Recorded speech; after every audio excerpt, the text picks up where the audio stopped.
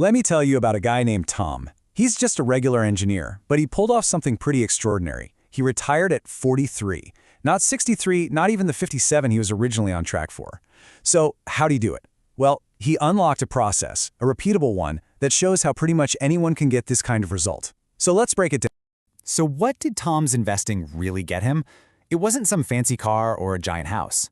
Nope, it was 14 extra years. 14 years of the one thing we can never, ever get back, time.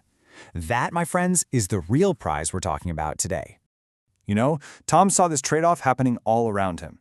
He looked at his dad. He looked at his supervisor, James. Both good guys, but they were literally trading their lives away for a paycheck. James would be talking about these amazing hunting trips he wanted to take, all while stuck on an assembly line. Tom realized that for so many people, the very act of making money was robbing them of the freedom they hoped it would buy one day. Okay, so to really get how he broke out of that trap, we're going to walk through the 4 key stages of his journey. We've got the initial grind, the snowball effect, how to handle those inevitable zigzags, and of course, the ultimate payoff. All right, this is where it all begins. And here's the first thing that might surprise you. When you're just starting out, your investment returns, they barely matter. Why? Think about it. The market can't magically turn $100 into a fortune overnight. The only thing that really moves the needle at this stage is how much you can sock away. It's all about your savings rate. So Tom stumbled upon this ancient, powerful idea in a book.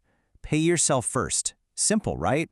Before you pay your rent, before you buy that new gadget, before anything else, you take a piece of your income for your future self. He took this to heart and set up an automatic transfer of $1,000 a month from his junior engineer salary. That right there became his financial engine. Feeling pretty good about himself, he dives into the market and immediately makes a total rookie mistake. He starts chasing these speculative biotech tips he's finding on Reddit. And here's the crazy part. At first, it worked. His $5,000 magically ballooned to $10,000 in just 1 week. He thought, wow, I've cracked the code. And then, boom. Just as fast as it went up, it all came crashing down. A 60% loss. But here's where it gets interesting. That awful loss was actually a gift. I mean, yeah, the dollar amount hurt, but it was survivable. He could earn that back in a few months. The lesson he learned, though, that was priceless. This was his big wait what moment. He had just learned Warren Buffett's 2 most critical rules, and he learned them the hard way. But, and this is so important, he learned them cheaply. Before the stakes got any higher, he truly understood, deep in his bones, the devastating power of losing your hard-earned capital. So the huge takeaway from stage 1 is this. It wasn't some brilliant stock picking that got him to his first $20,000. No way. It was pure brute force savings and turning himself into a learning machine, just soaking up every financial podcast and YouTube video he could during his walks and lunch breaks. Okay, let's move on to the next stage.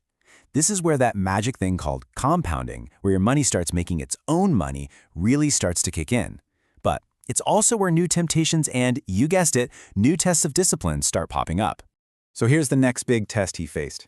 His parents, who were proud of how disciplined he was, offered him $10,000 for a down payment on a house. Free money! I mean, that's a no-brainer for almost anyone, right? But Tom said no. Why on earth would he do that? Because he understood a fundamental rule of compounding. You never interrupt it unless you absolutely have to.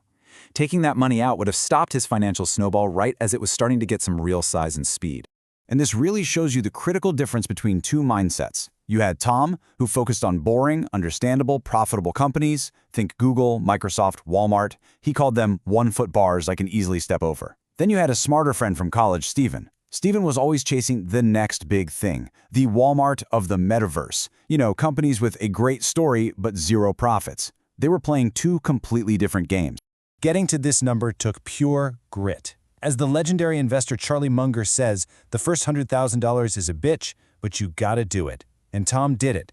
He just kept increasing his savings, got average market returns, and most importantly, refused to get distracted. He hit that huge milestone by his 29th birthday, and his financial snowball was finally starting to pick up some serious speed. And that brings us to the longest, the hardest, and honestly, the most rewarding part of the whole journey. Because from this point on, the game isn't really about your savings rate or even analyzing spreadsheets. It's all about psychology. It's all in your head. So just 2 years after hitting that massive milestone, Tom came face to face with the ultimate test for any investor. The entire market just imploded. The S&P 500 dropped by over 50%. In what felt like a blink of an eye, a massive chunk of Tom's net worth just vanished. On paper, he was knocked all the way back to square one with his portfolio dipping below $100,000. For most people, this is where the story ends with a panicked phone call to sell everything. But because he had learned those early lessons, Tom faced the choice that defines every great investor. Is a market crash a total disaster you should run from, or is it a rare, once-in-a-decade opportunity you should run towards? Tom remembered the wisdom of his mentor, Benjamin Graham. You buy stocks like you buy groceries, not like you buy perfume. Think about it. When groceries, the things you actually need, are on sale, you stock up. So he saw the crash as the world's greatest sale, and he started buying shares in amazing companies that all the panicked investors were just throwing away. And the result? In the 2 years after the crash, he saw returns of 30 and 45%. Incredible. From that point on, things really took off. His portfolio's earnings started to grow bigger than his salary contributions. He switched jobs for a nice raise, got married, bought a house. But here's the key. He started spending more and more time studying companies, and he eventually started beating the market by a few percentage points each year. That little edge on a now pretty big portfolio was worth way more than any promotion he could have gotten at his day job. And this all builds to the final, and really the most important part of the story. Because hitting $1 million was never the real goal. It was just the key that unlocked the real prize. Hey, remember his friend Steven, the speculator? Well, years later, Tom, who's now retired and just chilling on a beach, gives him a call. And the roles have completely, dramatically reversed. Tom is free. Steven, who chased yet another hot stock tip and lost everything, is back at his desk, admitting his retirement is nowhere in sight. The intelligent investor won, not by being smarter, but just by being more disciplined. And this right here is the real victory.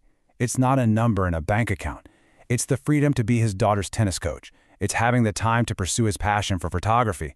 It's the ability to just decide to go on a hike on a Tuesday afternoon.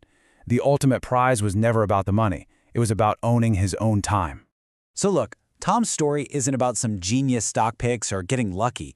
It's about a repeatable process. Save like crazy, learn from your mistakes when they're cheap, and let discipline and compounding do all the heavy lifting for you. It's proof that a totally ordinary person can achieve a truly extraordinary result. Which really just leaves one question for you. What's your first step?